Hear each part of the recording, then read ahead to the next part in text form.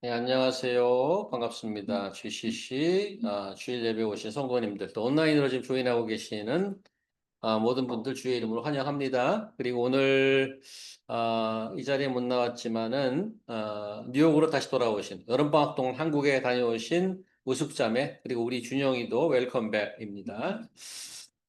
저희는 요한복음을 계속 보고 있습니다.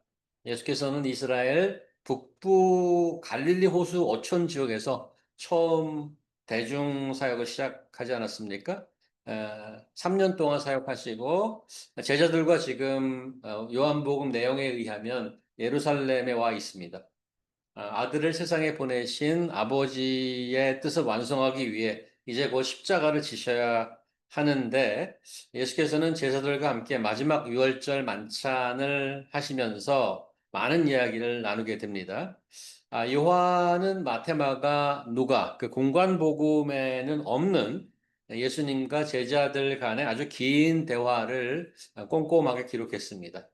특별히 그것을 우리가 업보룸 디스코스 혹은 다락방 강론이라고 이름 붙여 놓았습니다. 이 부분을 우리는 지난 몇 주 동안 계속 보고 있습니다. 3년 전에 예수님을 처음 만난 제자들은 이제 3년 동안 예수님과 함께 동고동락하면서 무슨 생각을 했을까? 아, 그, 한 사람씩 제자를 부르는데, 자기가 하던 일들이 다 있었잖아요. 그것을 완전히 접고 예수님을 따르기로 해서 3년을 같이 다녔습니다. 나름대로 얼마나 많은 기대를 갖고 또 저기 시골 북부에서 시작해서 이제 조금 남쪽에 있는 수도 예루살렘까지 들어오면서 어떤 기대를 가지고 있었는지 다른 복음서에 보면은 잘 나와 있습니다. 그런데 제자들이 따라올 수 없는 것으로 예수님께서 떠나실 거라는 충격적인 선언을 듣게 되면서 갑자기 제자들이 혼란에 빠졌죠. 그리고 어떻게 된 일인가 계속해서 질문을 쏟아냅니다. 그들의 걱정을 모르는 바 아니셨던 우리 예수께서 그 질문에 하나씩 하나씩 답변해 주셨습니다. 그리고 떠나가기 전에 마지막 부탁 같은 말씀을 홀로 완전히 쏟아내셨는데 잠깐 뭐 서머리를 하면 이렇게 얘기를 하시죠.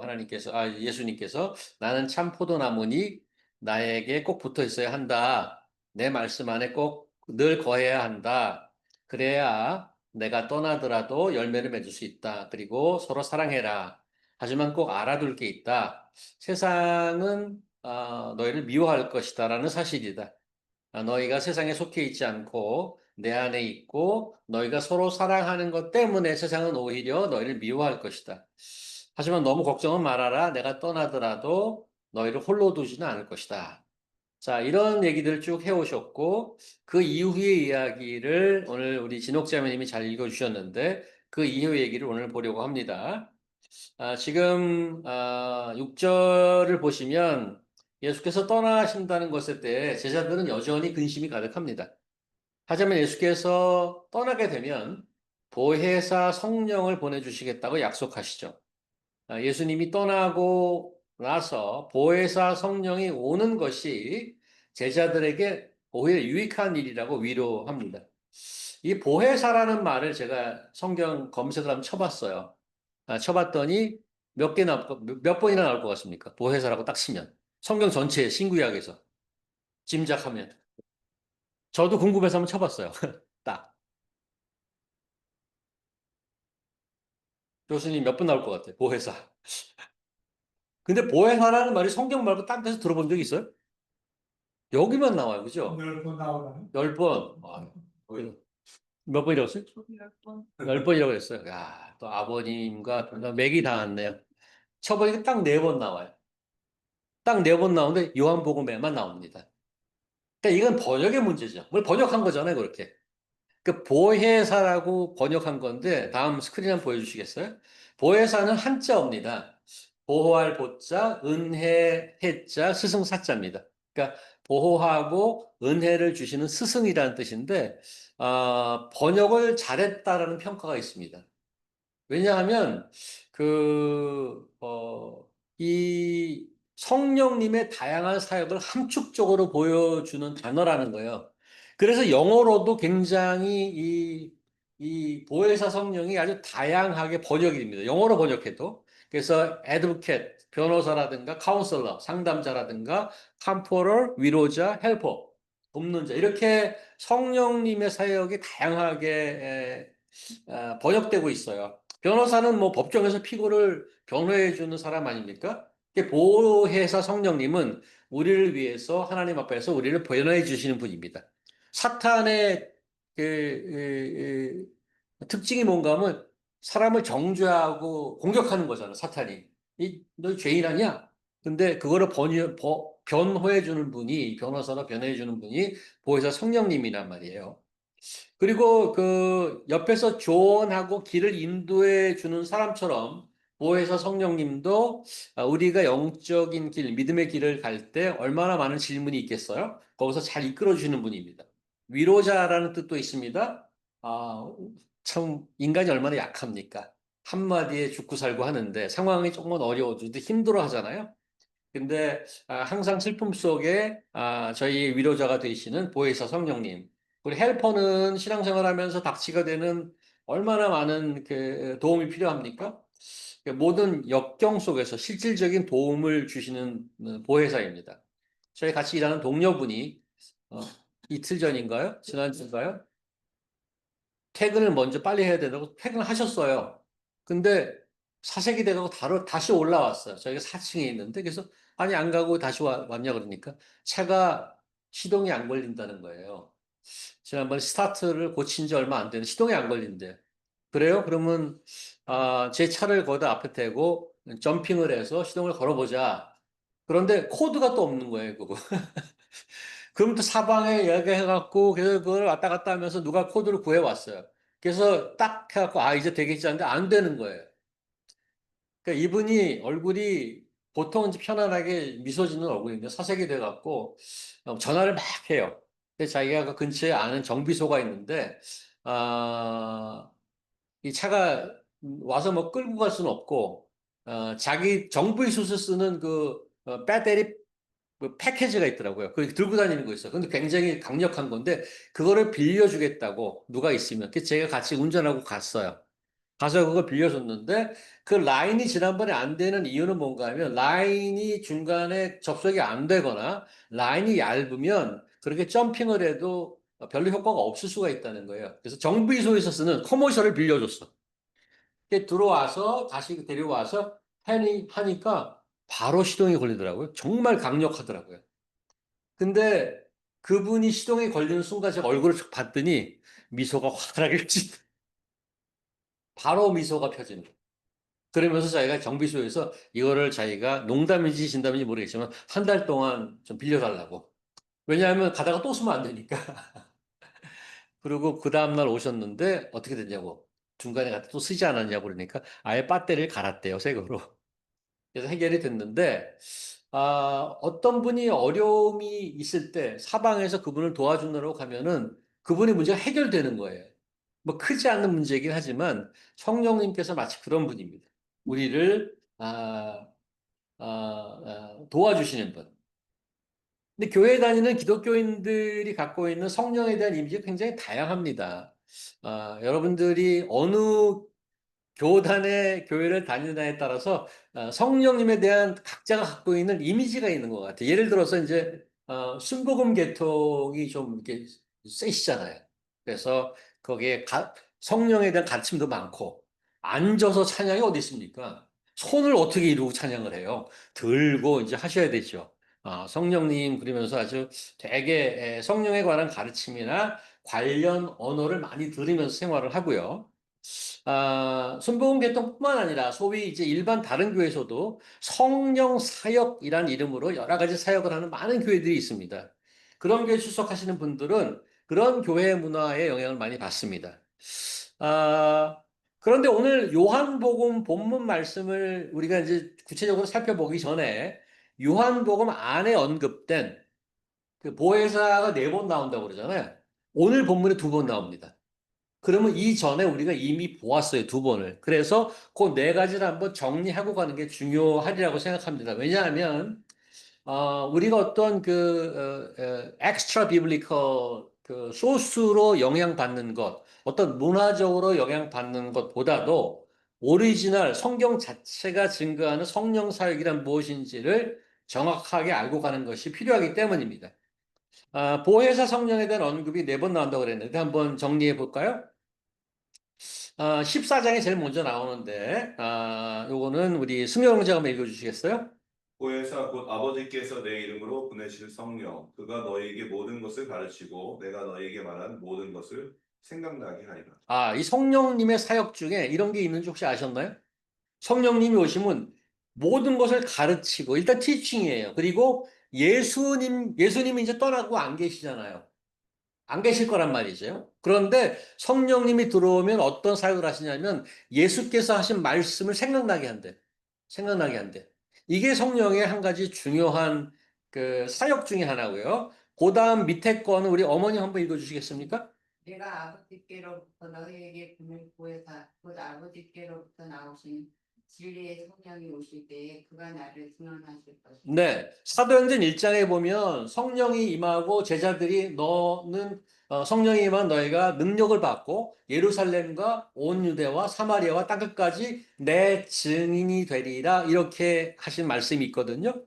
성령님의 사역이 뭔가 하면 성령이 예수를 증거하는 물론 우리 제자들에게 들어와서 예수를 증거하는 일이 또 하나 중요한 사역입니다. 첫 번째 예수 그리스도의 말씀을 생각나게 하고 예수를 증거하는 일을 하고. 근데 오늘 우리 본문으로 가볼까요? 그 다음에 오늘 본문으로 가면 7절에 보면 보혜사 성령이 뭐 합니까? 그가 와서 죄에 대하여 8절, 의에 대하여 심판에 대하여 세상을 책망할 거라는 이것도 사역 중에 하나입니다.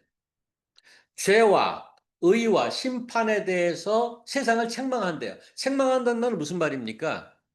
잘못 알고 있다는 거예요. 잘못 알고 있거나 무시하거나 그래서 제대로 가르쳐 주겠다는 게 일단 책망하는 거예요. 그 다음에 13절 진리의 성령이 오시면 그가 너희를 모든 진리 가운데로 인도하리라. 우리가 세상에 메시지가 너무 많죠, 요즘에. 인터넷 시대가 열리고 요즘도 AI가 열리면서 그냥 질문하면 대답을 얼마나 잘하는지 몰라요. 빨리빨리 얼마나 잘하는지 모르는데 근데 그게 진리인지 아무도 개런티를 못하는 거예요. 이게 맞는 얘기인지. 성령님의 사역은 뭔가 하면 진짜 진리, 진짜 진리로 인도하는 사역입니다. 정리하면 4가지입니다. 예수님의 말씀을 생각나고 깨닫게 하고 그분을 증언하고 세상을 의와 죄와 심판에 대해서 책망하고 그 다음에 모든 진리 가운데로 인도하는 것. 자, 이런 성령 사역을 혹시 들어보셨나요? 지금 요한복음이 하시는 말씀입니다. 지금 바로 요한복음에서 직접 코테이션 한 겁니다. 요한복음이 가르치는 성령론이 여러분이 평소에 갖고 있는 성령의 이미지와 얼만큼 일치하는가요? 아니면 이거 처음 듣는 얘기인데? 이런 건가요? 물론 성경에서는 성령이 아주 다양한 사역을 얘기합니다. 예를 들어서 우리가 내적으로 거듭나게 해서 새로워지는 거죠. 영적인 사람이 되는 것도 성령님의 사역이고 또 한 가지 중요한 게 아마 제일 이게 파필러한 건데 고린도전서에 보면 뭐가 나오죠? 성령의 뭐에 대한 얘기가 나옵니까? 은사. 성령의 은사가 사실은 우리 교인들에게 제일 말하자면 파퓰러한 아이디어입니다. 그래서 방언도 하고 뭐 치유도 하고 성령의 은사 그것도 성령님의 사역이죠. 우리에게 은사를 주신단 말이에요. 누구에게는 가르치는 은사를 주고 누구에게는 서빙 은사를 주고 누구에게는 병 고치는 은사, 누구에게는 방언의 은사, 뭐 은사. 성령의 은사에 대해서 우리가 많이 들었어요. 음. 그래서 뭐 은사를 받게 되는 그런 사역도 많은 교회에서 하고 있습니다만은 요한복음에 지금 기록되고 우리가 지금 살펴본 성령 사역은 인기가 없는 이유가 뭔가 하면 스펙타큘러 하지 않아요. 이렇게 이게 성령 사역이야? 이럴 정도로 별로 주목받지 못하고 쉽게 지나칠 수 있습니다. 하지만 결코 잊지 말아야 할 굉장히 중요한 사역이죠. 4가지 꼭 기억하시기 바랍니다. 예수님 말씀을 생각나게 하고 진리로 인도하게 하시고 세상에 예수를 증거하고 또 우리로 하여금 예수를 증거하게 하는 일. 그게 다 보혜사 성령님이 하시는 일입니다.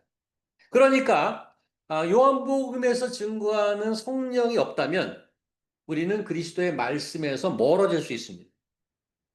그리고 성령이 없으면 세상이 무엇을 잘못되어 있는지, 무엇이 잘못되어 있는지 몰라요. 세상을 책망한다고 그랬잖아. 너 그렇게 하면 안 돼? 하고 책망하는데 그걸 그 성령을 몰라. 그러면 세상이 어떻게 돌아가도 이게 지금 잘 돌아가고 있나? 아니면 그걸 모른다는 말이에요. 분별력이 떨어지는 거예요. 그러니 얼마나 중요합니까? 그리고 세상을 향해서 예수를 증거할 말도 없고 능력도 잃게 됩니다. 왜냐하면 우리가 진리를 모르기 때문에 세상이 잘못 들어가는 것도 몰라요. 판단이 안 돼. 그러니까 무슨 말을 하겠어요?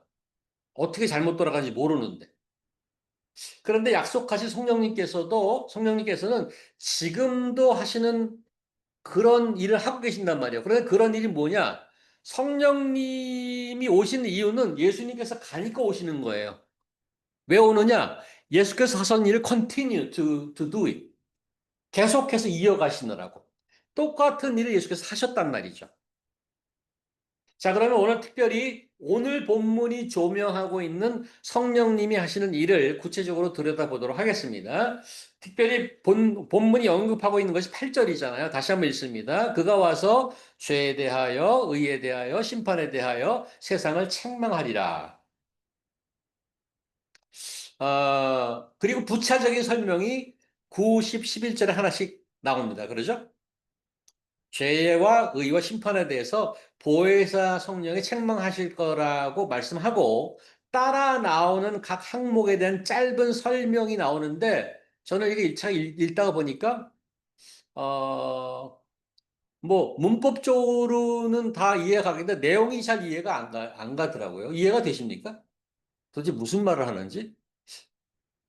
논리가 잘 안 서, 이해가 잘 안 돼. 무슨 말을 하는 건가? 세상을 책망하려는데 죄에 대하라 하면 그들이 나를 믿지 아니하며 의에 대하라 하면 내가 아버지께로 감. 심판이라 하면 세상의 임금이 심판을 받았습니다. 근데 이것이 책망과 어떻게 연결이 되는가 아주 그래서 좀 여기저기 많이 찾아보고 공부하고 뭐 그러긴 했는데 그래서 제가 발견하고 그랬던 것을 함께 나누려고 합니다. 일단 세상을 책망한다는 것은 세상이 잘못 가고 있다는 것 전제로 깔고 있습니다. 그렇죠? 그렇죠. 책망할 필요가 없잖아. 잘하고 있으면. 책망한다는 얘기는 세상은 잘못 가고 있다. 어떤 면에서? 하나씩 봅시다. 죄에 대해서 책망하는데 세상이 가진 생각은 어떻죠? 세상은 도덕적, 윤리적 기준을 어기는 것을 죄라고 하죠. 그렇죠? 행위에 초점을 맞추고 있습니다. 하지만 예수께서는 성령을 통해서 훨씬 더 근본적인 면을 봅니다. 죄란 뭐냐? 관계가 무너지는 것을 죄라고 봅니다. 즉, 어떤 룰을 어기거나 행위를 잘못하는 것은 부차적인 것이고, 물론 죄란 상태에 들어가면 나쁜 짓을 하게 돼 있는데, 그 이전에 더 근본적인 것은 예수를 믿지 않는 것이 죄의 본질이라는 것을 분명히 말씀합니다. 성령께서 오시면 단순히 잘못된 행동을 지적하는 것이 아니라 죄에 관한 생각을 고쳐주실 것입니다. 하나님이 보내주신 구원자 예수 그리스도를 거부하고 믿지 않고 불신하는 것이 바로 하나님과의 관계를 단절시키는 가장 큰 죄라는 것을 깨닫게 하는 것이 보혜사 성령님의 일입니다. 여기서 눈을 뜨지 못하면 회개와 구원의 시작이 아직 될 수 없기 때문에 성령님의 첫 번째 사역으로 등장합니다. 그래서 우리 조금 더 설명을 해주기 위해서 제임스, 제임스, 제임스가 왔습니다.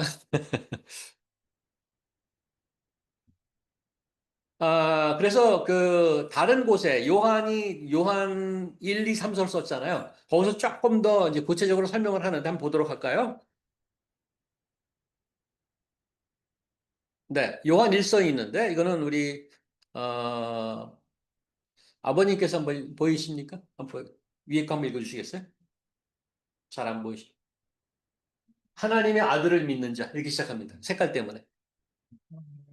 믿는 자는 자기 안에 증거가 있고 하나님을 믿지 아니하는 자는 하나님을 거짓말하는 자로 만드나니 이는 하나님께서 그 아들에 대하여 증언하신 증거를 믿지 아니하였습니다. 다 이거예요? 네, 네. 12절까지. 또 증거는 이것이니 하나님이 우리에게 영생을 주신 것과 이 생명이 그의 아들 안에 있는 그것입니다. 아들이 있는 자에게는 생명이 있고 하나님의 아들이 없는 자에게는 생명이 없느니라. 네. 여기서 뭐 분명하게 얘기하는 거는 죄의 근본은 아들이 있느냐 없느냐, 아들을 믿느냐 안 믿느냐가 아주 뿌리라는 거예요. 그 다음에 뭐 거짓말하고 나쁜 짓 하는 것은 여기서부터 다 파생된 얘기입니다. 그래서 죄에 대해서 책망하는데 잘못 알고 있어. 죄란 뭔지 가르쳐 줄게. 아들을 하나님께서 보내서 창조주와 관계하게 했는데 그 보낸 아들을 믿지 않아? 거기에 생명이 없어. 내가 생명을 아들 안에 두었어. 그래서 아들이 있는 자만이 생명이 있어. 라고 얘기하는 거예요. 한 절 더 그 에스더 자매님 그 밑에 거 읽어주시겠어요? 그러니까 심판을 받지 않으시오 믿지 않는 하나님의 독생자의 이름을 믿지 않으므로 벌써 심판을 받은 것입니다. 심판이 뭐 나중에 저기 뭐 마지막 날에 돼서 뭐 오래 후에 있는 게 아니라 나쁜 짓을 해서 심판을 받는다고 여기 써 있지 않아요. 독생자 이름을 믿지 않는 자가 이미 심판을 받았대. 굉장히 무서운 얘기죠. 굉장히 이 죄의 본질을 딱 지적하고 나오는 겁니다. 이게 죄에 대한 얘기입니다. 그러니까 제일 먼저 죄에 대해서 세상을 책망하는데 왜 잘못 알고 있어요? 나쁜 짓 안 하면 되지. 그게 아니라는 거죠. 하나님이 보내신 아들 예수 그리스도를 믿느냐 안 믿느냐가 가장 근본적인 죄의 근본입니다. 두 번째는 다시 오늘 본문으로 가면 10절에 의에 대하라 함은 내가 아버지께로 가니 너희가 다시 나를 보지 못하며 이것도 이해가 안 가서 이 한 줄 보면 이게 도대체 무슨 말인가? 굉장히 고민스러운데 그 9절에 죄의 반대편에 있는 것이 의라고 했습니다. 죄인과 의인이 있잖아요. 죄의 반대편에 대해서도 너희가 이해를 잘못하고 있다 이 얘기예요 지금. 의에 대해 그러니까 지금 두 가지 대조되는 것을 얘기하고 있는데 의라고 할 수 있는데 죄에 대한 세상의 잘못된 시각이 뭐라고 그래요? 행위에 집중되어 있다고 그랬잖아요. 그러면 의도 마찬가지입니다. 의에 대해서 세상이 잘못 보고 있는 것은 똑같이 행위에 집중하고 있기 때문에 잘못됐다는 얘기예요. 세상은 자신의 노력, 선행, 윤리적인 삶을 통하여 의롭다 인정받으려고 합니다. 쉽게 얘기하면 룰만 잘 지키면 착한 아이예요. 세상에서는. 박수 쳐줘요. 박수 쳐줘요. 그런데 성경은 인간의 행위, 인간의 힘으로는 결코 내가 의롭다고 이렇게 될 수 없다고 선언합니다. 아무리 룰을 잘 지켜도 100점짜리는 없습니다. 모두 페일이라는 거예요. 내가 어떤 일을 함으로써 의롭게 되려고 그래? 다 페일이에요. 예수께서 세상에 계실 때 세상의 민낯이 도대체 어떤 것인지 드러내는 일 하셨습니다. 예수께서 이제 떠나신다는 거잖아요. 그럼 그 이후에 성령께서 같은 일을 하실 거란 말이에요. 그런데 성경은 이렇게 증거합니다. 다음번 우리 볼까요? 그렇죠. 여기죠. 자, 이거는 우리 혜선자매 한번 읽어주시겠어요? 위에 거. 또 전때는 이것이니 곧 빛이 세상에 왔을 때 사람들이 자기 행위가 악함으로 빛보다 어둠을 더 사랑한 것이니라. 악을 행하는 자마다 빛을 미워하여 빛으로 오지 아니하나니 이는 그 행위가 드러낼까 하며 진리를 따르는 자는 빛으로 오나니 이는 그 행위가 하나님 안에서 행한 것으로 나타내려 합니다. 자, 이게 무슨 말인지 이해가 되십니까? 지금 성령님이 오시면 의에 대해서 책망하고 죄에 대해서 책망하고 의에 대해서 책망하는데 의에 대해서 책망하는 이유가 뭐예요?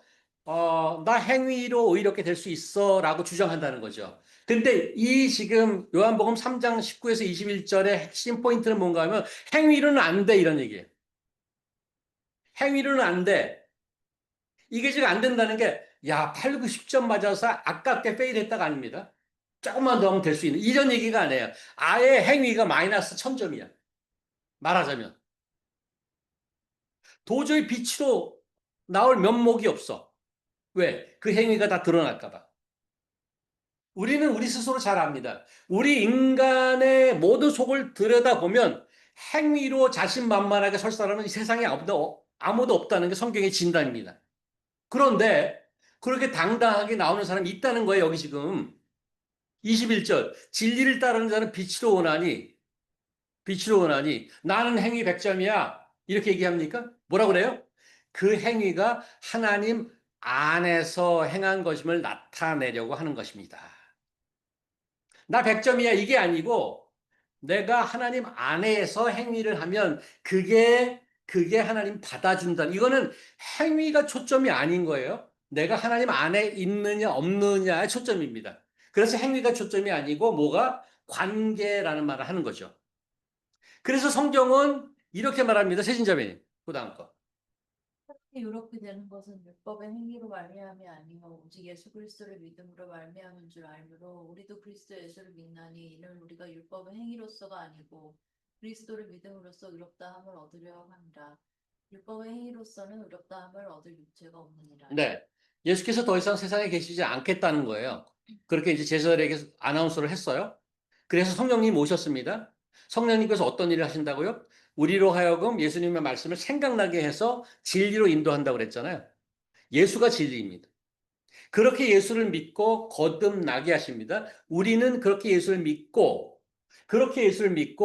의롭게 됐다 이거예요. 세상은 어떻게? 나 잘했지. 내 행위로 의롭다고 인정받을 사람은 세상에 없다. 세 번째, 오늘 본문 다시 돌아가면 심판의 11절, 심판에 대하여 하나님은 이 세상 임금이 심판을 받았습니다. 심판에 관해서 책망합니다.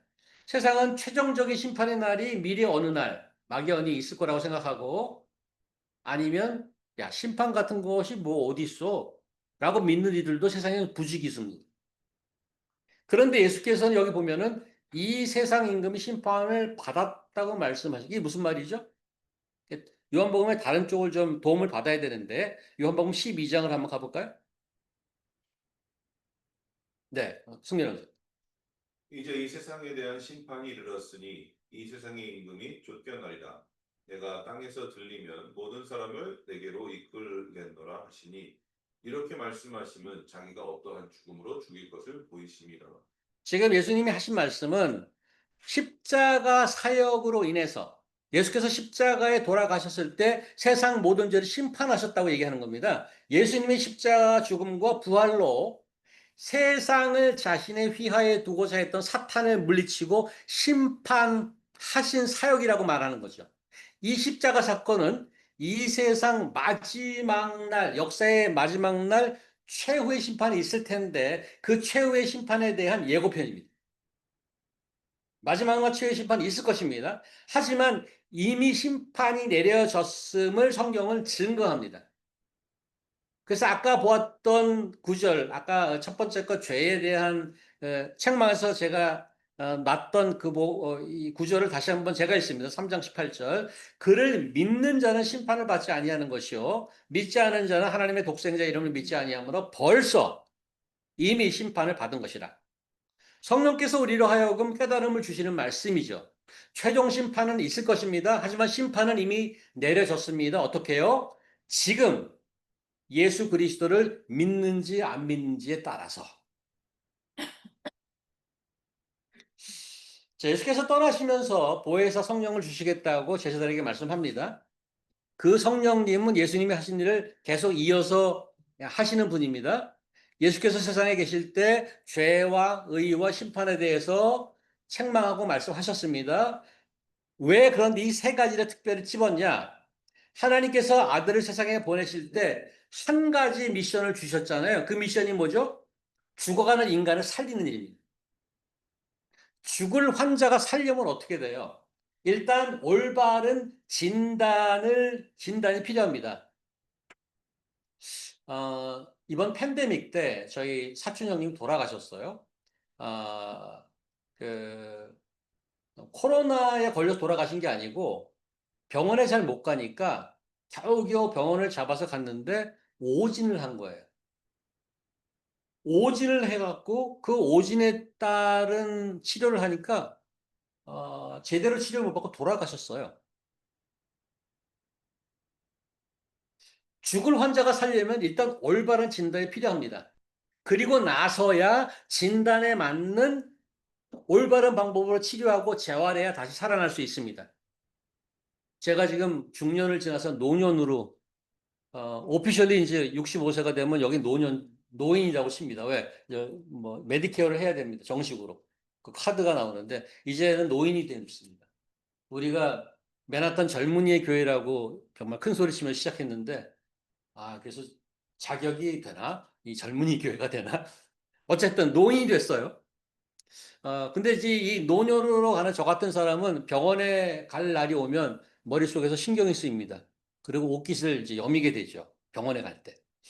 야단 맞을 준비를 하고 갑니다. 의사 선생님에게. 의사 선생님이, 좋은 소리를 하지 않아요. 의사 선생님이 돌려서 얘기를 안 해요. 그냥 대놓고 야단칩니다. 그렇게 운동 안 하고, 목사님 그렇게 운동 안 하고, 그런 식으로 식사하면 제명에 죽지 못합니다. 하지만 제가 의사 선생님의 그 마음을 알기에 대놓고 야단을 맞아도 가만히, 네, 그렇죠. 하고, 기분 나빠도 감사하게 듣습니다. 왜냐하면 의사 선생님의 미션은 저를 살리는 일이기 때문에. 한국과 호주에 있을 때 영어 공부를 열심히 했습니다. 근데 아무리 공부해도 뭐 영어가 잘 됩니까? 머리 다 커서 온 사람들이. 이게 미국에 와서 처음 듣는 영어가 굉장히 많더라고요. 그 중에 이제 해석이 잘 안 되는 것이 하나 있어요.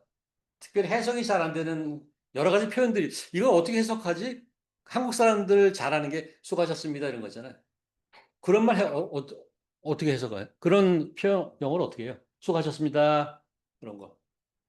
You did a good job 그렇게 얘기하나요? 땡큐 아니에요? 땡큐. 그러니까 이게 직역이 잘 안 돼요. 수고하셨습니다 이런 거. 특별히 그 한국말 그 뉘앙스가 영어로 잘 표현이 안 되는 우리나라에서 많이 쓰는데. 근데 이제 그 얘기를 하는 게 아니고 해석이 잘 안 되는 것 중에 하나가 무슨 단어가 있냐면 politically correct. politically correct. 살다 보면 그 언론이나 이런 데서 많이 듣는 게 politically correct예요. 그거를 한번 AI에 물어봤더니 정말 촌스럽게 번역을 했더라고요. 뭐 정치적 올바름. 근데 우리나라 말이 정치적 올바름이라는 말을 안 써. 우리나라 사람들 중에. 그런 말을 안 쓴단 말이에요. 자유주의를 신봉하는 미국 사회에서 자주 듣게 되는 표현이 political correctness입니다. 이 개념이 뭔가 하면 주로 사회 약자들에게 상처를 주거나 불쾌감을 줄 수 있는 언어와 행동을 피하려는 게 목적입니다. 모두가 존중받고 평등하게 대우받는 사회를 만들기 위해서 기존에 차별적이거나 편향된 표현을 사용하지 않으려는 거죠. 그 대표적인 거가 파이어맨이에요. 파이어맨 소방수라는 건데 파이어맨은 이 차별적인 언어다. 그래서 파이어 왜 맨이냐 여자도 있을 수 있는데 파이어 파이터라고 그래요. 그 다음에 크리플드라면 이제 발을 저는 분을 he's crippled 이렇게 얘기할 수 있어요. crippled 발을 전다. 근데 그렇게 얘기하면 그 사람을 되게 비하하는 게 돼요. 그래서 a man with disability 장애를 가진 분. 한국말도 있잖아요. 옛날에는 뭐 넝마주의, 그다음에 뭐 쓰레기 뭐 이렇게 쓰는데 지금 뭐라 그래요? 말을. 쓰레기 걷어가시는 분 뭐라 그래요? 환경미화원. 그죠? 그래서 이런 것들이 일종의 political correctness에서 파생된 그런 개념이에요. 그런데 그걸 너무 하다 보니까 반발도 있어요. 어떤 사람, I am politically incorrect 이렇게 얘기하는 사람도 있어요. 그렇게 얘기하는 사람도 I'm politically incorrect. 그 무슨 말인가 하면, 야, 이거 지나친 규제에 너무 심해. 나는 그런 룰에 얽매이지 않고 그냥 솔직하게 말해. 의미대로. 그냥. 소신 있게 말한다는 뜻으로, I'm politically incorrect. 이렇게 쓴단 말이에요. 성경은 제가 이 말을 하기 위해서 이렇게 빌드업을 했는데, 성경은 듣는 사람의 기분을 나쁘게 하지 않기 위해서 돌려 말하지 않습니다. 물론 성경이 무례하거나 비상식적이란 말이 아닙니다. 필요한 말을 straightforward하게 한단 말이죠. 보혜사 성령님을 주셨다는데 그분의 사역도 마찬가지입니다.